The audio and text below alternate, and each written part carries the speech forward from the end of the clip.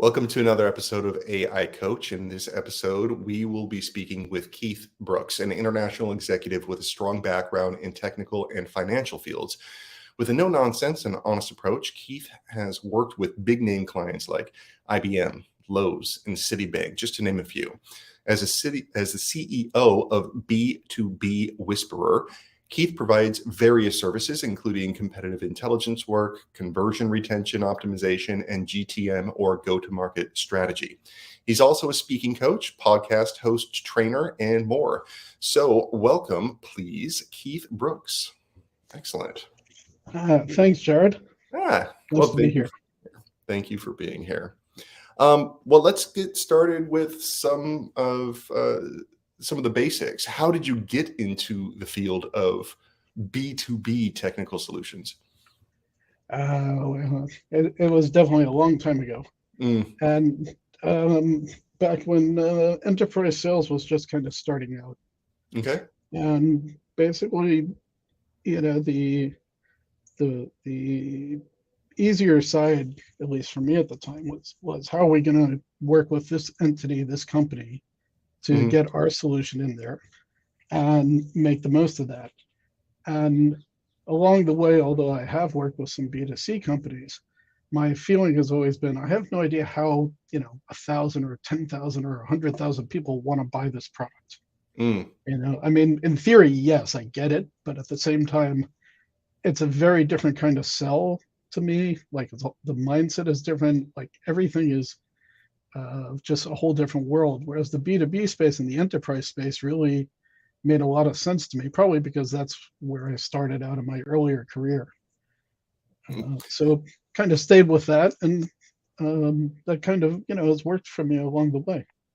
It's interesting because I run into more B2C, business to customer sales, marketing people in the atmosphere. It seems like people are more geared toward that there's more of a, I don't know, maybe. And so it's interesting that it comes more naturally for you to approach a B2B sort of system.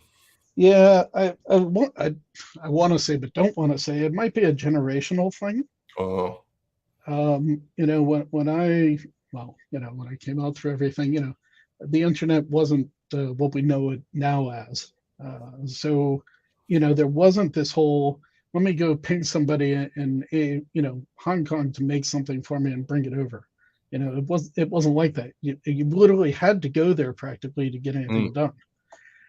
So the idea of coming up with something that I'm going to sell to tons of people without having a great way to do it just never really clicked on to me so well.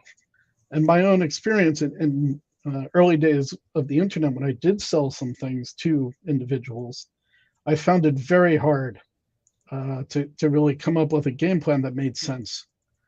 Like it's like you come up with your persona, but then the internet has zillions, right? And trying to find that one that is going to be the huge one for you, I felt like was a needle in a haystack for me. Right.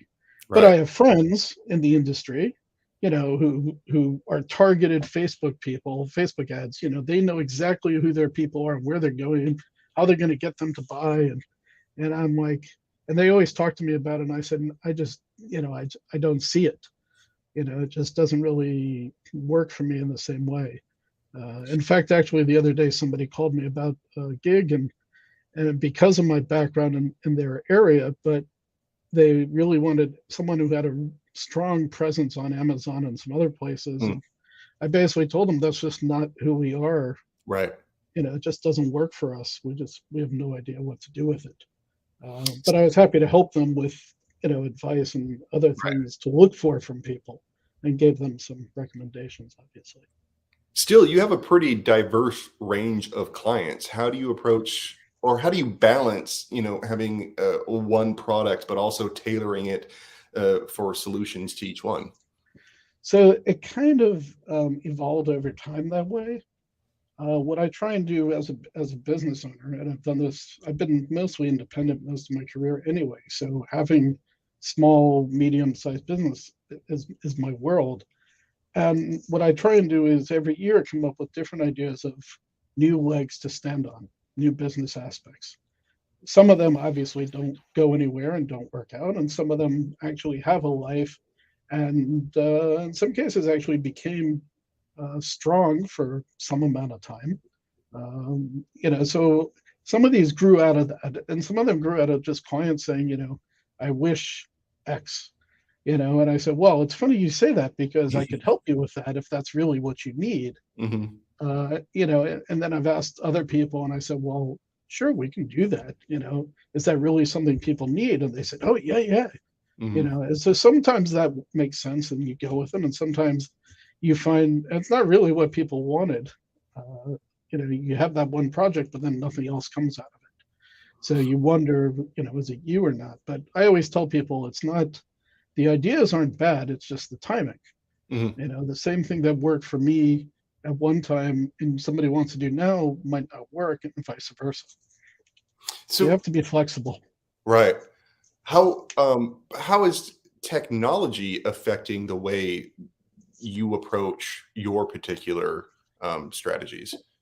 The AI stuff, the chat GPT is like, on one hand, it's hilarious. On the other hand, it makes life easy, Mm-hmm. because if someone says, well, we don't like this name or we don't know how to put this or we want other options, it's like, okay, we can kind of hash out stuff in the office or basically we can throw it out there, get something. I wouldn't say that's always useful, but at least somewhere to start from and go, okay, that makes sense.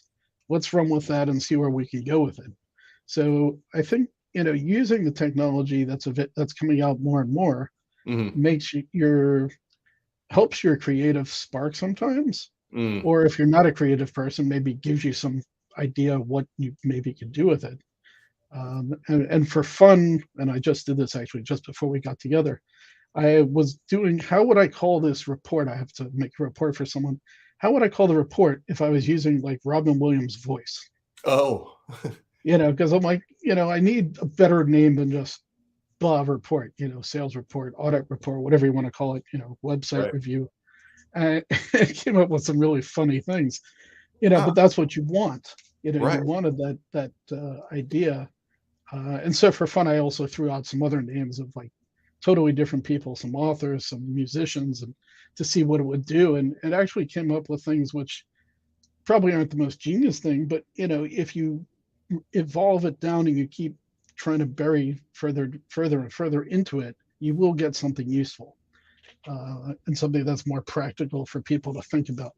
Yeah. Uh, on the flip side, from a pure technology perspective, for people who can't understand how to use if this then that or Zapier or some Mm-hmm. of those things, you go to this thing and you say, I need to figure out how do I take this mail to make it hook into my calendar so that it'll automatically send a message to do my funnel, blah, blah, blah, blah, blah. And it basically spits out the entire process for you. Oh. So if you're stuck on something and you're trying to figure out what am I missing here, it's been great at that, which is kind of cool. And not really being a heavy coder, I don't know how well the code stuff is, but Right. I know enough to piece together what it's telling me to do, and that's really what I'm after. Yeah, I'm waiting for even more and more integrations with Zapier. And I Yeah. mean, obviously, like on day one, they were coming out with some stuff, but I think that they have a little bit of development time that they still need before they get just some insane, awesome, integrations that you can use. Yeah, I think most people are waiting for that idea when you can just say what you want and it'll do it. Oh man, that would be great. Yeah. Exactly. um, can you recall a particularly like challenging project that you worked on and how you might have used this to overcome obstacles? Well, that's a good question. Um, I mean, if you think about it, like a lot of what you're doing, a lot of what we've done, both from the technical projects, from the marketing projects and sales Mhm. projects, it's almost like the same thing. We do a lot of troubleshooting. We're Okay. trying to figure out where are you having a problem? What's causing the downturn? Or on the technical side, what caused this not to work or crash or whatever it Right. might be. Right. And for sure it'd be great if I could have like dumped all these log files into a system and go, hey, tell me what the heck is in here. What caused the problem? Why did the server stop? Or if I had and I do this now. I can get recordings of sales calls, Mm, and there are AI companies who I work with who will give me a detailed report of how the salesperson did in the call, mm, and how the flip side, the person they were talking to, how they reacted to their questions and their answers. Which, I mean, years ago, people were just kind of guessing a lot. And of right, course, salespeople don't like people with them. They don't want to feel like they're being babysat. right, So, this would have been great, but for sure that the technology just, I mean, look at if you thought of this a year ago, most of this stuff wasn't there. right. People were just kind of like, people always talked about it, but no one really had anything. And then suddenly everybody wakes up and it's like, oh, look, we could do this. Right. My bookmark list of AI stuff is a mile long now. Oh, You really? know, people are like, hey, did you look at this? I'm like, okay, I'll go look at that. Everything. It's great. You know, Is that but is that primarily how you keep up with technologies? Is like bookmarks and keywords and stuff? um, I would say I wouldn't say I read tons of blogs, but I guess I Oh, do in passing, okay. because I don't really focus on any one specific. But I Hmm. get a lot of things from a lot of people who I do trust what they read and what they recommend, and would go to that. And then there's also just, I'm in a lot of Slack channels that are very diverse. Yeah. They're not just marketing, they're not just tech. There's all kinds of things. A lot of them are startup stuff, some HR things, some nomad tribe type things. Mm, Because you're trying to grab not just information, but also insight and awareness of right. what's driving people, where are they going, what's going to work, what do they want to try and play with. Apps that we used even 3 years ago, maybe no one wants to use anymore. Right. I know for my own stuff, when we want to do some automated social media, the apps I used to use don't really work anymore. So I have to go to something new. Um, you know, we obviously, there's lots of things we can pay for and do different levels, and the integration is totally different from what it was. And HubSpot's trying to basically be Salesforce, and Salesforce is trying to be HubSpot in some ways, or Hmm. ServiceNow or whatever. So the advances on the technology side are just great, and it's really a shame that not everybody really takes a chance to look at everything that's out there. Right. We met on a Slack channel for Right. Udemy. Right. Is Udemy the app that you're using for your sales calls and helping No, analysts? actually, usually was because I had posted to a friend of mine who's a big Mm, Toastmasters person. I don't forget what you call him, but he's like way up there. right. And he's like, we just got this thing and we're working with them. Maybe you want to work with it instead of some of the other things. Mm, And so I talked to the Udemy people, and they got some pretty neat thing, I got to say. But what they're doing is a little different than what the guys I'm using are. okay. So Udemy is more, let's say, purely about the presentation, Right. right? Which is great, because I do have other sides of business where we want to help people, and that's going to work with them. But what I was doing was getting the AI people who are focused on the sales training or the sales enablement, if you want, and getting those recordings so we can figure out, are these people doing what they should be doing, or are they saying the right words, are they repeating what we told them, or are they going off the book and doing something completely different, which may or may not be working for them, right? Hmm. But most heads of sales will say, well, I don't know what the guy is doing on his calls when I'm not on that call, Right. right? I'm trusting them that they know what they're doing, blah blah blah. So these guys, well, one of them, there's a couple of them now, are doing that, and it's pretty interesting. I wouldn't say it's the AI stuff is, like I tell people, it's like 85% there. It's really Hmm. good, and it's pretty focused for the ones that are there. Right. But a lot of times you got to kind of tweak what you want to pull out really the better direction of it, Right. which is good and bad. Um, I gave a talk recently to a group of translators, a translator association, Okay. and my talk was basically, look, you guys are facing a dead end. Right. You're in a transactional basis where AI and the translate systems out there on Google and other things only getting better. And what are what are you offering? Like, no one Mhm. cares about you. You have to offer more value, and you have to be higher. I say, because you're going to go out, dump this thing somewhere, get back a report, probably do the edit, and do it faster. But is that really the world you want to be? Yeah. Do you want to keep making 2 cents a word or whatever their billing is? Right. And, and my argument is, not only do you want to raise your value by, let's say, being a partner with marketing, so you get to have some say in the direction that content's going, Hmm. or maybe you want to be part of product management, maybe because you want to provide a different angle for where they're going to document. But you have to always be looking for a better value, because transaction will just kill you as AI gets stronger. Yeah, I could only imagine being a translator looking at what's coming out. I mean, just Google Translate, a completely free app that's been around for years by itself is pretty darn powerful. You could have a conversation with a stranger in another language fairly Yes. easy. Yeah. Well, So okay, but it's shall we say, not always fun to use it when it doesn't translate the slang words as well. yeah. Yeah, I mean, like, they have to be sort of embedded in the culture as well, because when you have Yeah, idioms and you have exactly. right, things that are said, that those still get lost in translation. But I Yes. only suspect that that's going to get better and better. I mean, as well, like, all the developers have to do is Hopefully. identify that problem and then just work the solution, and it's gonna happen. They're gonna find ways to do idioms Yeah. and switch them around. It's right. It's basically a time and resource effort. You have to figure out, Yeah. where can you learn all the slang, where can you get all these references from, and how can you make some logic out of it that's going to make Right. sense to people when they say it, right? Right. And like I always tell people, when they first start speaking, they go to learn how to speak overseas for Americans. I'm like, you can't talk about politics, you can't Mm, talk about baseball, you can't talk about American football. Like, right.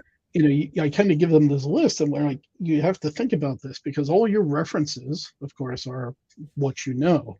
Mhm. But when you're outside of your comfort zone and you're in a different country, or whatever it is, you need a very different kind of reference. So you always need to find what's going to be that common denominator.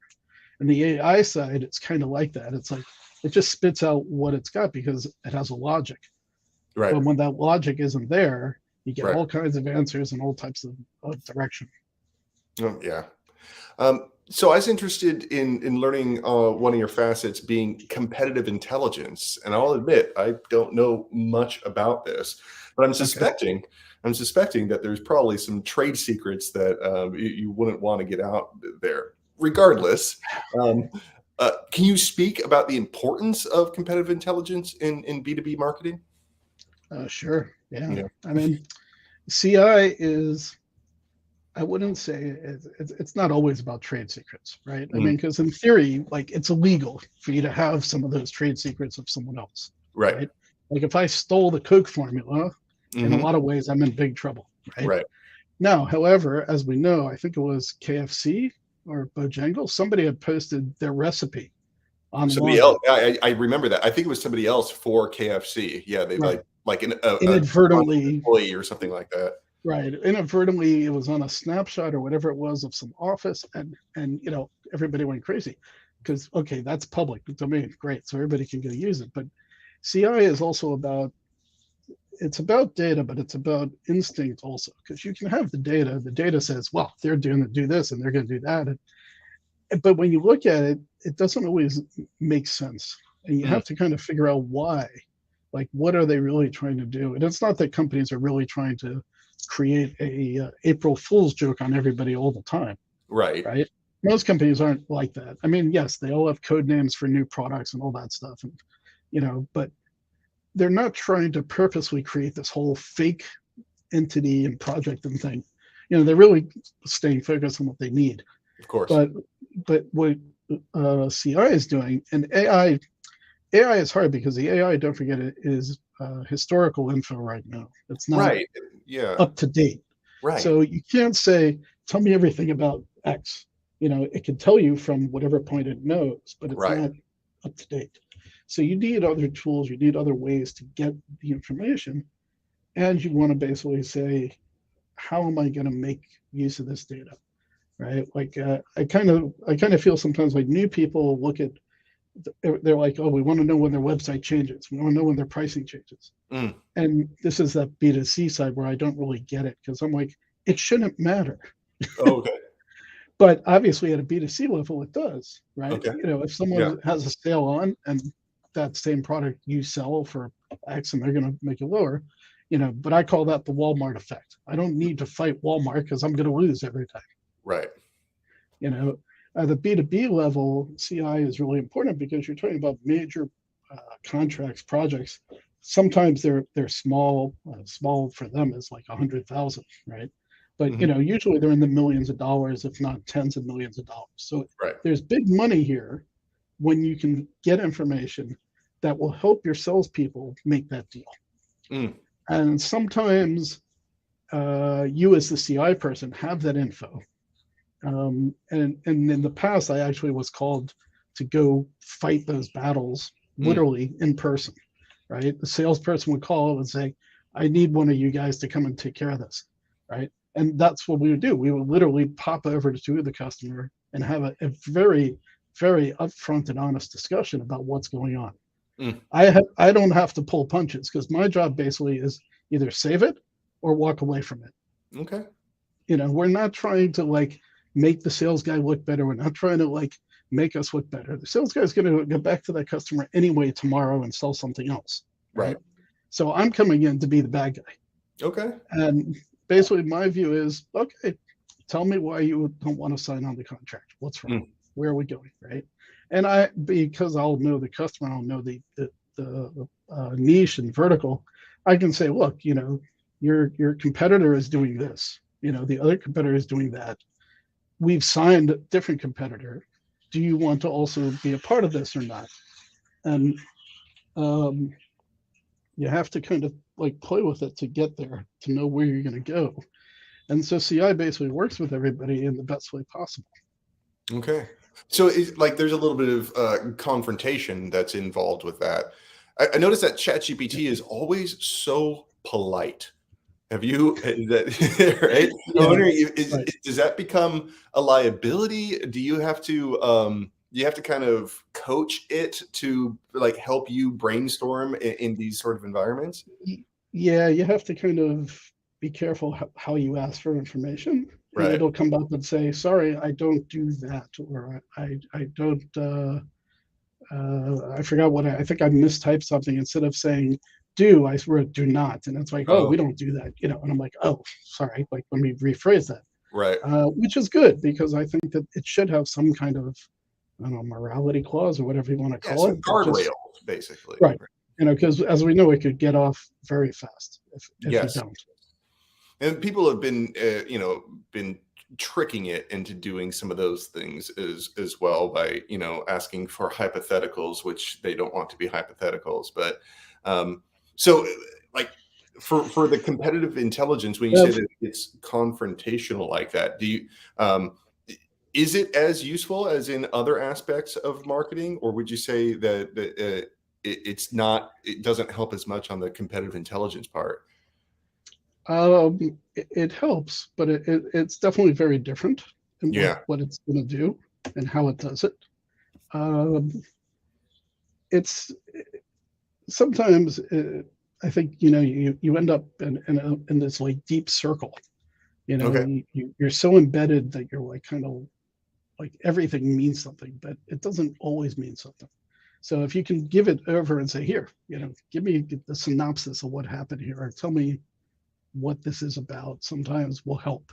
Okay. Because basically you do get overwhelmed. You get tons of data thrown at you, Yeah. and Yeah. you need something to filter stuff a little better than what we have today. It's a really interesting inflection point that we've reached where when you start on a project, up until this point, I'm always starting with a blank page. And now it feels like I'm Right. starting with so much data that I have to choose what not to include rather than trying to brainstorm what to add.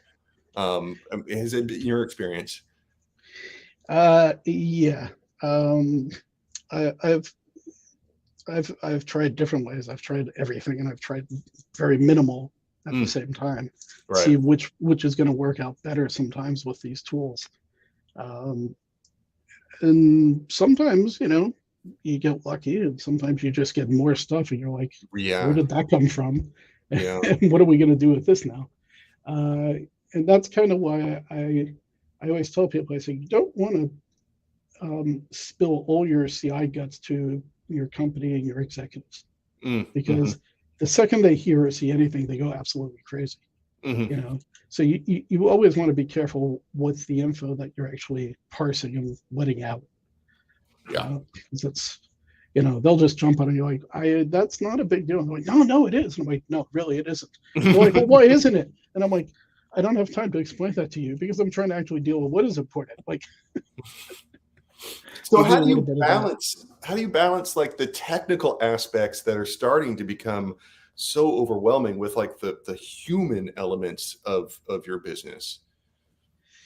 Uh, well, I'm like I said earlier, I'm trying to figure out what things I could use to work Mm, with people, and mm, what things could benefit my um, efforts.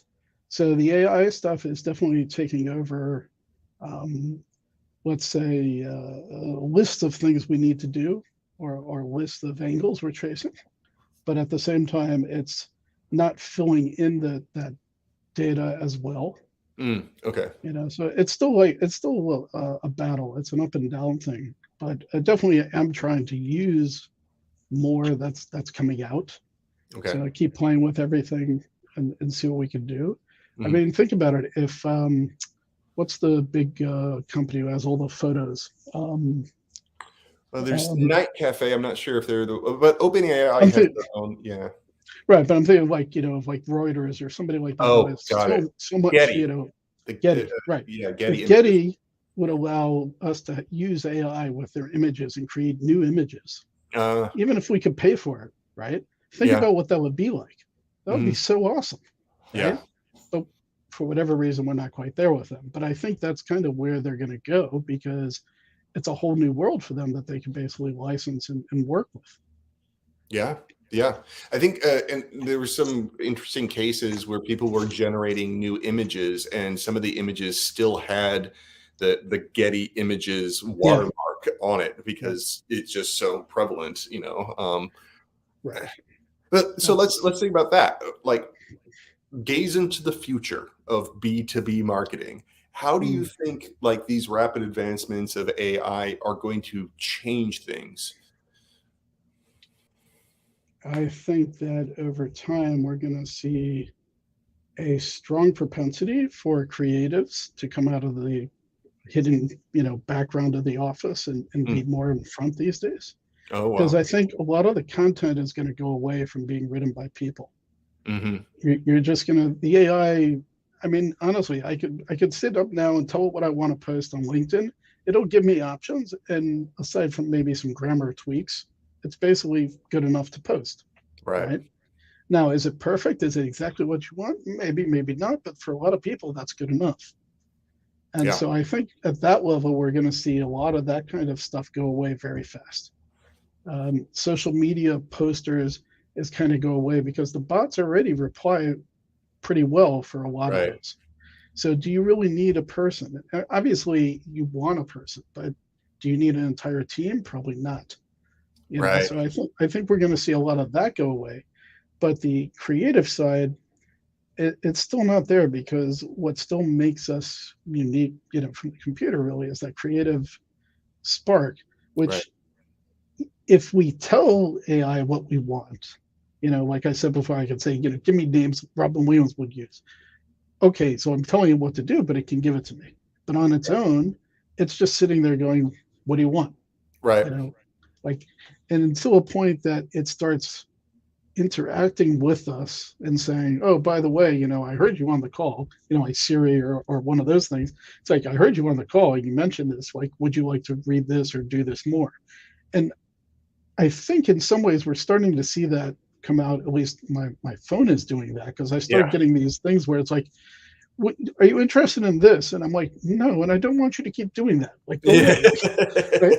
But from a B2B and marketing space, for sure, I think we're going to see a lot of the content stuff go away. You're going to see, I think, at some point, a lot of the advertising is going to go away in favor of the AI, knowing what personalization is, and Mm, it's going to say, okay, go off and produce my ads for me, right. and Okay. make me money. I mean, I'm waiting for the first computer to say, pay me, right? Because one of them is going to wake up one day and go, hey, I'm doing all this work, I'm paying me, right? Um, so I think a lot of that type of stuff is going to slowly move away from us as individuals, but the Hmm. creative side doesn't go away. I think Hmm. we still need to do that, and we still need to be a part of the process that goes into the strategies. And if this goes beyond us and it actually is more intelligent and can do all that, then the question is, you know, do any of us at any of the companies actually, do any of us serve any purpose if the system is there to basically do it all, Hmm. right? Uh, I don't think it's far-fetched to think that. The question is, how far away are we from it? And Hmm. I think that's what's been scaring people lately, because Yeah. people It's been so. not in the industry, see it as like, oh my God, like this is like crazy. It's like those of us in the industry, we've been seeing this go for years now, Right. slowly, incrementally, piece by piece. And now we're taking bigger steps because we can. Hmm. And, like it's a very different place. I mean, look, NASA claims that they figured out a way to get people to Mars in a month, Oh, wow. right? I mean, think about it. That engine brought down to a smaller level for planes or for cars or whatever it Hmm. might be would be a huge difference in the way we get around the world. Hmm. They're just talking about pure space travel. Obviously, there's difference in space from Right. gravitational space speed and all that, but still, like the premise is there that basically, if you've got a better engine or a better, cleaner way to do it, and it would be faster, why wouldn't we take advantage and use it, Right. right? Right. So I think that's kind of what's going to happen, is we're going to start seeing that, and that's kind of why every year I try and come up with new areas for the business, new legs Right. to try and stand on, because I don't know which part's going to go away when. All right. Keith, thank you so much for joining me. It was a pleasure getting to know what you do a little bit better. Thank you so much. Oh, thank you. It's an interesting conversation. I appreciate it. Thank you. All right. Glad we Excellent. met on Slack too. Yeah, I am glad. And so I hope to keep in contact and maybe we'll continue the conversation elsewhere. Yeah, for sure. Excellent. Thank you. All right. Thanks.